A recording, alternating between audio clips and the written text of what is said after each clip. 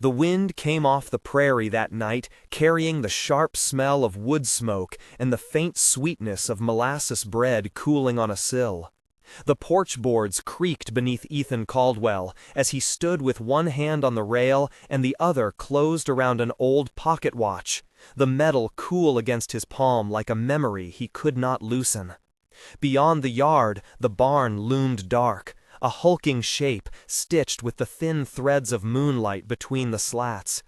Inside the house, the fireplace had been banked for years, but not dead so much as patient, holding a small warmth like a secret.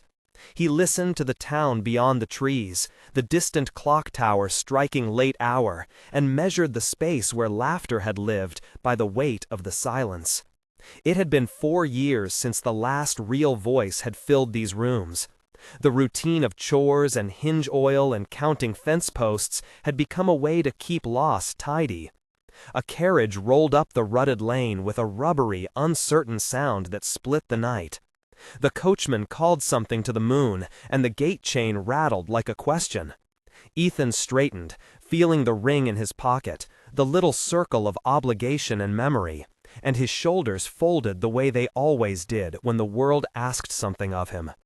He had prepared a list of practical words to say, words that fit into the ledger of land and labor. He did not know how to greet surprise. When the door opened, the woman on the step had mud on the hem of her dress and a travel cloak stiff with rain. She lifted her chin as if clearing weather out of her face. Her hands were rough in a way that said she baked and mended and planted, not that she had ever sought pity. A small trunk sat at her feet, leather cracked and straps repaired with rope. Her voice was steady enough to be brave. "Mr. Caldwell," she said, and even in the dark, the name sounded like a return.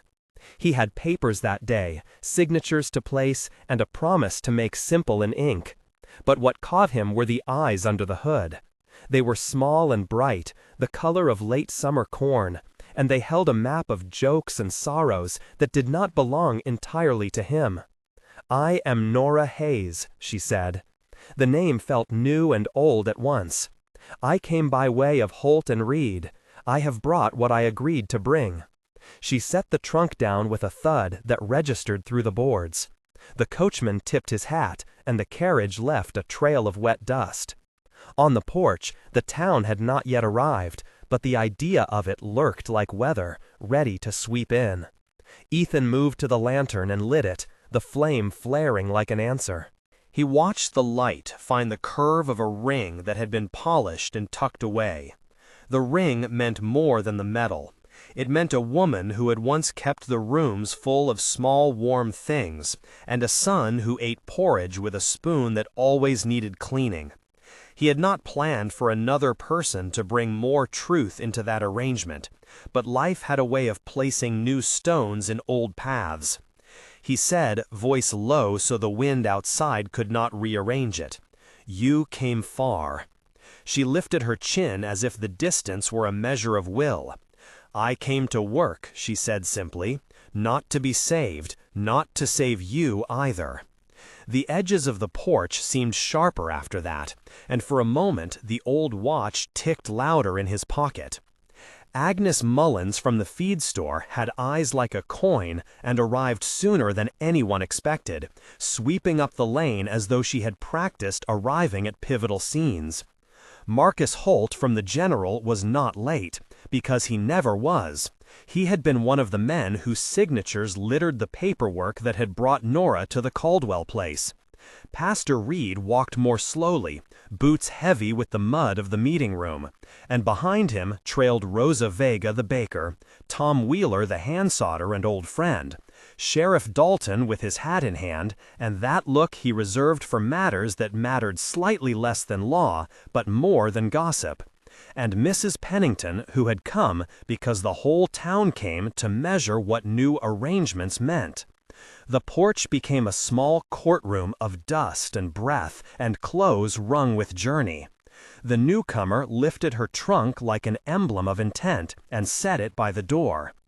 "Contract reads plain," Marcus Holt said, as if reciting scripture. "A marriage of convenience secures investment and hands back the ledger." He set a thick envelope on the railing as if it were a checkmate. Agnes sniffed air, and the smell of bread and tobacco and soap traveled across her like a verdict. "We are honest folk here," Pastor Reed said, hands folded as if they might keep the fragile between them. Ethan felt the ring in his pocket as if it were a pebble in the shoe of his conscience. He had signed once before in a rashness of grief and pride. Now papers demanded movement, and the town demanded an answer. Nora opened the trunk then, not like a defendant, but like someone who had always kept tools where they were needed. Inside, there were sheets folded so small they could be kept in a hand, a worn needle case, a jar of buttons, a bundle of herbs, and a small ledger. She pulled from beneath the linens a flat leather packet that held receipts and a small letter addressed in no hand he knew. "These are mine," she said. "I do." "Will be for labor, not for pity. If this house is to shelter anyone, it will be because we make it shelter." The town listened the way it listened to sermons it could live by. The trunks of oak outside seemed to lean in. At about 1/3 of the evening, the newcomer did an apron tug and began to clear plates. That small motion is where we pause to ask you a question. If someone arrived in your life who wanted to work rather than be saved and offered to change your routine with steady hands and honest toil, would you accept that change or push it away out of fear of pain returning? If you have faced a stranger whose arrival asked you to open a wound for the sake of repair, write below "I would stay" or "I would leave" and tell us why.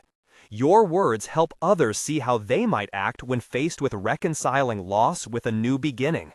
Community responses have guided more people back to courage than criticism ever could. Share a short phrase and return to the story when you are ready.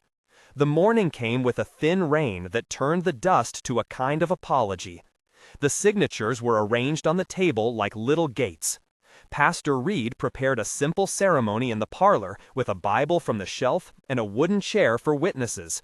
The contract that Marcus Holt had prepared sat in an envelope marked with the town ledger seal. Tom Wheeler acted as witness because he had worked with Ethan since adolescence and could vouch for the steadiness of his hand. Sheriff Dalton stood near the door because law liked to know its place, even when hearts rearranged themselves. The town watched as if a play were underway. Dialogue that morning ran long and deliberate as fence mending. Marcus Holt pressed his point in practiced lines. "You will sign and we will release the funds," he said. "The improvements will be funded and the property will be secured. It is business as it has always been." "The ledger must balance," Agnes sniffed. Pastor Reed lowered his voice. "Marriage is a covenant, but in this case we have business wrapped in that covenant. The vow is not only to each other, but to the community that relies on stewardship." Ethan looked at Nora, and the watch in his hand warmed to his skin. "Nora," he said, "if we sign this and you stand with me as partner, then the work is ours to keep, not Holt's." Marcus smiled a little too wide. "The terms require a transfer of equity should certain conditions fail," he said. He liked legal leverage, like some men liked sunshine. Nora's jaw tightened. Their conversation unfolded in the span of a day, with 8 exchanges that measured trust. "Will you sign knowing that there is risk?" Marcus said. "Will you risk the town's money? Will you trust me to work the land?" Nora countered. "Will you trust me to keep a fire loaded and the bread baking?" Ethan asked. "Do you think I brought myself here only to give away what I will toil for?" Nora said.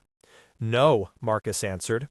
"I think I brought you to make safe the investment," he said. Rosa Vega set a loaf between them like a truce. "I will sign," Ethan said finally, and the ink found the paper like the slow seep of root. After the signatures, Pastor Reed shook hands, and small talk filled the moments before labor. The town dispersed with small gifts and promises to check on the fences. Mrs. Pennington delivered jam in a jar because there is a currency of neighborliness in preserves. The work began as if the house itself exhaled and decided to be useful again. Nora mended a tear in a curtain with stitches quick and sure. She scrubbed the hearth until the soot looked like an honest job done and set a kettle to throb on the newly lit fire. The ring on Ethan's finger felt less like armor and more like a promise that could be honed. When winter came early that year, it closed the lane and made the town feel at once small and very far away. The snow sat on the porch slats like a white foreman, demanding attention. The two of them were forced into long hours under one roof and into conversations that had no market value but were currency nonetheless. They read aloud from old sermon notes and from a small medical book Nora had carried, the pages smelling of ink and lavender. They mended shirts and taught one another the small rules of domestic peace. There were 5 senses in that room: the sight of frost on the window like lace, the sound of the kettle singing, the smell of bread, the roughness of the quilt under bare hands, and the taste of stew that made both of them richer than coin. One evening, when the storm had grown teeth, they sat near the fireplace, and Nora dipped her fingers in dough, and Ethan held the watch that had been his step toward solitude. He reached out, as if to offer tenderness in a shape he could touch.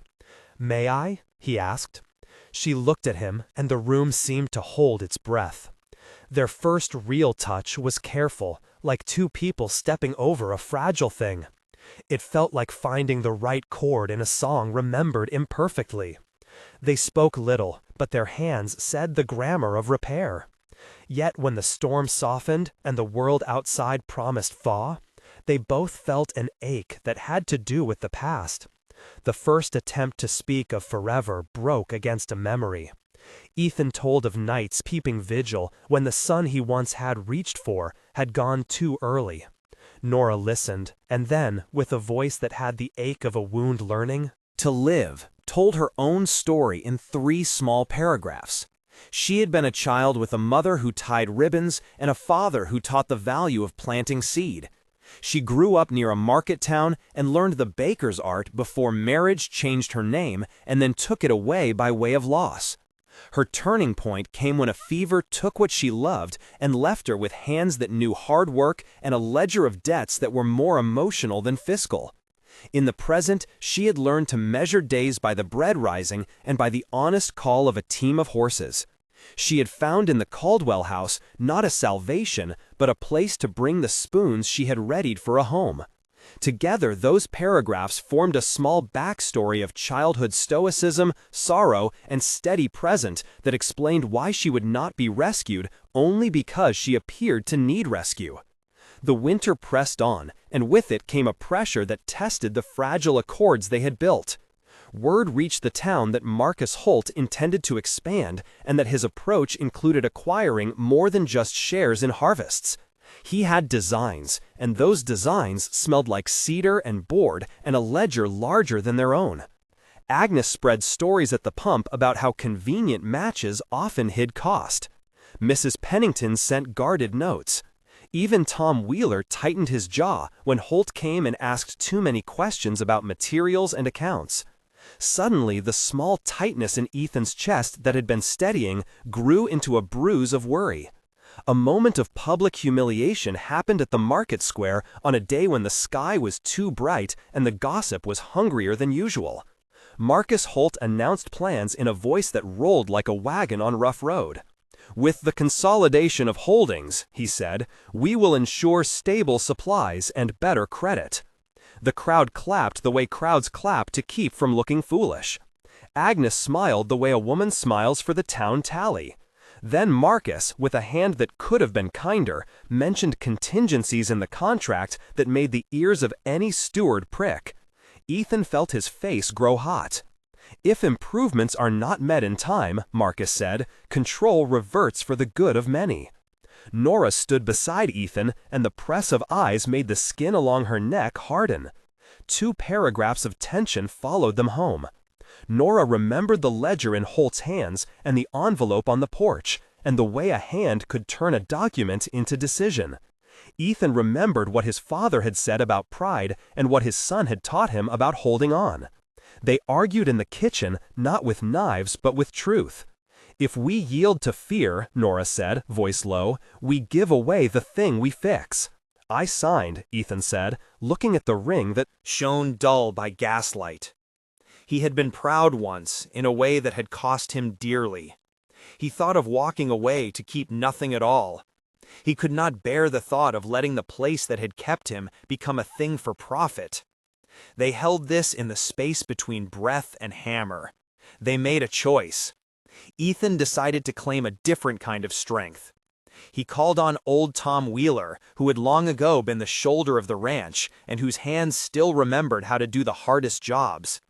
He sought out Sheriff Dalton and Pastor Reed and even Rosa Vega, who had ways with the town that could smooth truths into a new understanding. They met in the parlor with the map of deeds spread across the table and the ledger heavy with potential.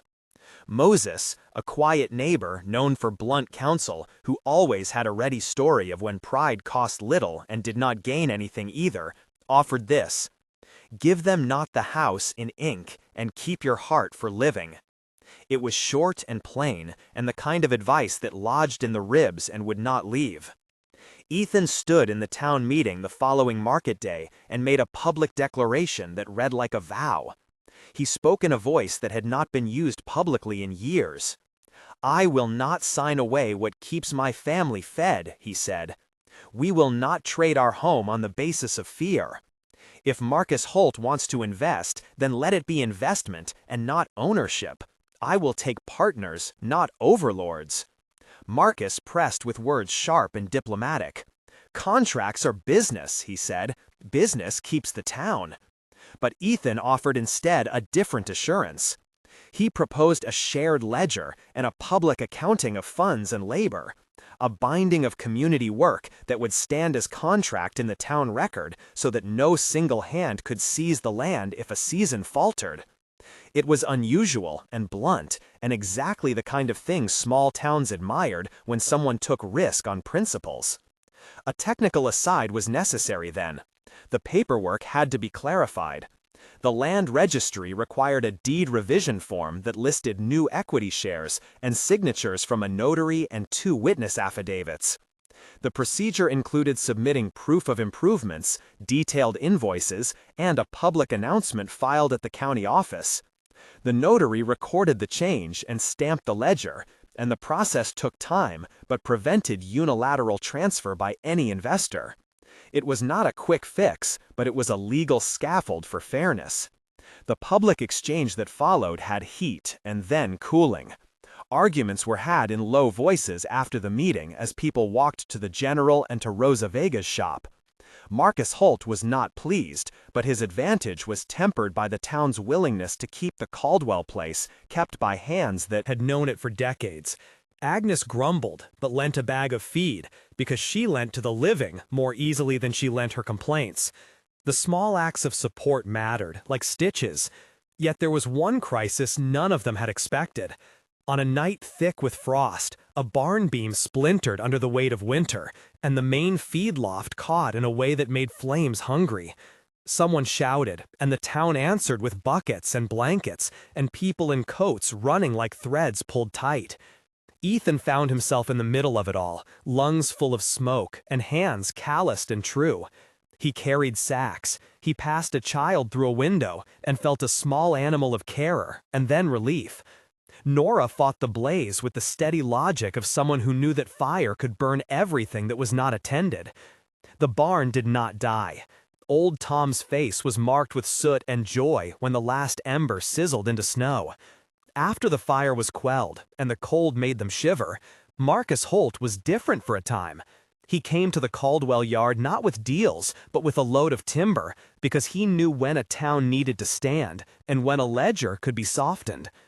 The public humiliation turned into public action, and people who had been ready to pick sides began to stitch the place back together. It was not a romance of tidy gestures, but it was the kind of work that builds stories. In the quiet that followed, Ethan stood with Nora in the doorway, and she rested a hand on his arm, as steady as a well-driven post. There was a period of retreat then, where words that once had been too heavy for either of them fell into shape. Nora spoke of a daughter she had borne before, and a life that had fractured and reformed across the plains. Ethan spoke of the son he had lost, and the nights when bread went cold because grief had no appetite. They made small promises that were not flashy, but were durable, and for the first time in years, Ethan said aloud that he had been wrong to think he could survive by closing off the house. He admitted his fear and asked for help. Nora offered work and a patient kind of affection in response. There was a moment when each of them understood that living with another person meant opening the windows little by little and letting in the rain. The town noticed the change. Rosa Vega began to leave extra loaves on the porch with a note. Pastor Reed offered to teach a small evening class in practical bookkeeping for folks who needed to understand the new shared ledger. Mrs. Pennington, who liked to count noses, started bringing down warm pies for those who worked late. Marcus Holt visited less as a creditor and more as a man concerned, who had been part of the season. Agnes Mullins kept her eyes sharp, but her voice gentler. Old Tom came to sit by the stove and tell the same tale about horses that knew their owner's tread. Then came the revelation on the wedding night proper.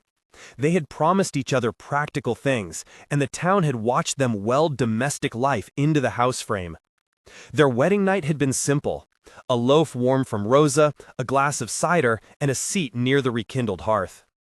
The revelation was not scandalous in the way town tongues might prefer. It came as Nora took out from her trunk a thin envelope and handed it across the table to Ethan. He opened it with fingers that had been steady in storms, and the paper contained a note and a small photograph. The photograph showed a woman with a child and a smile that matched Nora's in the way smiles inherit features. The note was short and tremulous. It explained that Nora had once been engaged to another, and that child in the photograph might be his. It told of a past she had tried to hide, not from shame, but to protect those she cared for. She confessed to a mistake in trusting Marcus Holt once, and that the investment proposition had nearly cost what she valued most. Ethan read, and for a minute the room was all flame and cold. He felt a familiar tilt toward owning things, like anger, and then chose different. He set the photograph down and looked up at Nora. "Why tell me now?" he asked. She swallowed and answered with the small, clear voice she had used since opening the trunk. "Because I want you to know me whole," she said. "Because if we are to bind our lives, we must bind them true."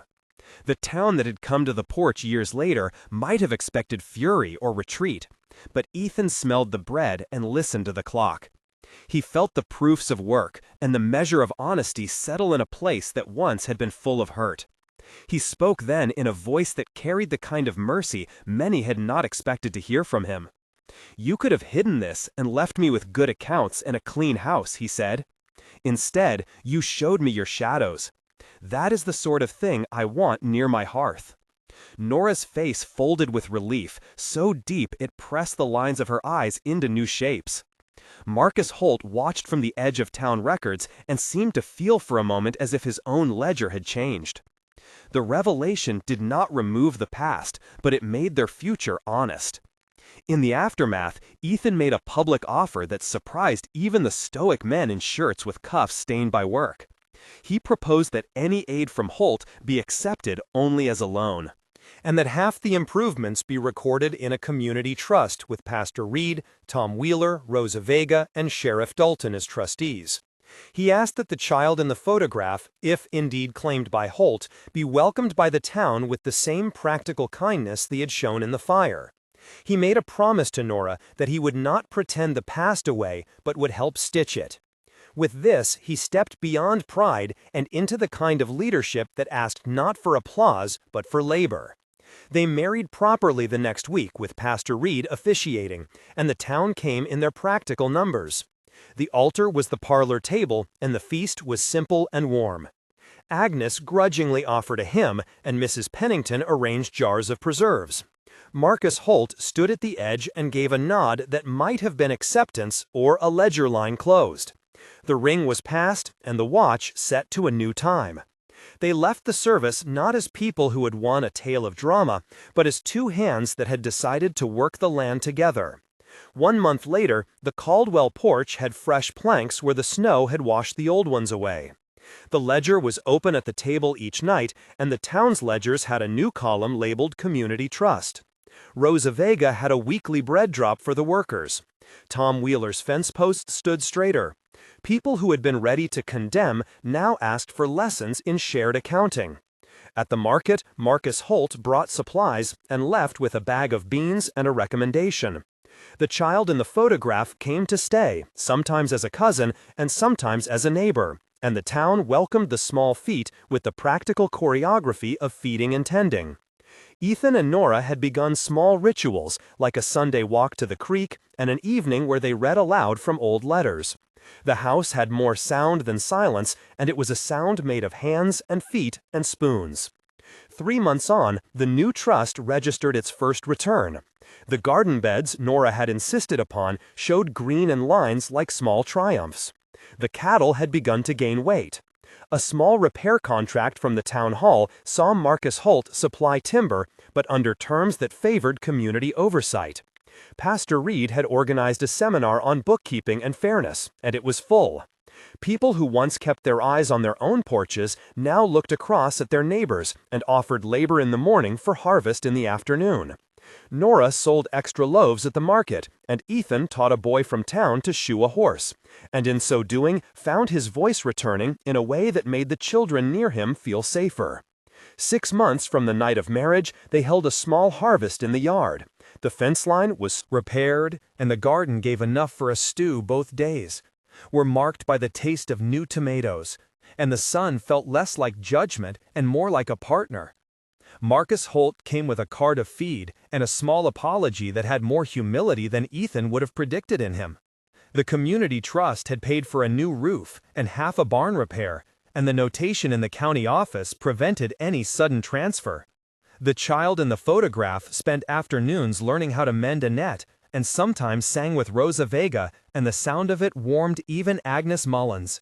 Ethan stood on the porch watching the light catch Nora's hands as she planted a row of winter rye, and thought how strange and right it was to have chosen to stay. He did not forget grief. The ring still weighed upon him in private moments. He still wore the watch and sometimes wound it with the same hand that had once held nothing but memory. But he also learned to say, "I was wrong, and I will try," and those phrases became as useful as any tool in the shed.